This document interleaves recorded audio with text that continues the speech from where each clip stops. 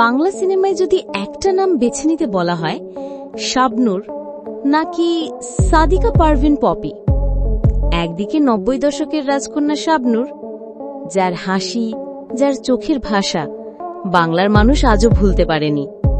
তিনি মান্নার সাথে, রিয়াজের সাথে, সালমান শাহের সাথে যে জাদু সৃষ্টি করেছিলেন তা আজও সিনেমার ইতিহাসে অমর। অন্যদিকে পপি তিনবারের জাতীয় পুরস্কার জয়ী অভিনেত্রী। গ্ল্যামার, অভিনয় আর সংলাপে ছিল দুর্দান্ত কমান্ড। পপি একাই বহন করেছেন সিনেমার ভার, ছিলেন নিজের সময় সাহসী ও স্টাইলিশ আইকন। তাহলে যদি আপনাকে বলা হয় বাংলা সিনেমায় শুধু একজনকে বেছে নিতে, আপনি কাকে নিবেন? শাবনূর না পপি? কমেন্টে জানিয়ে দিন আপনার পছন্দ।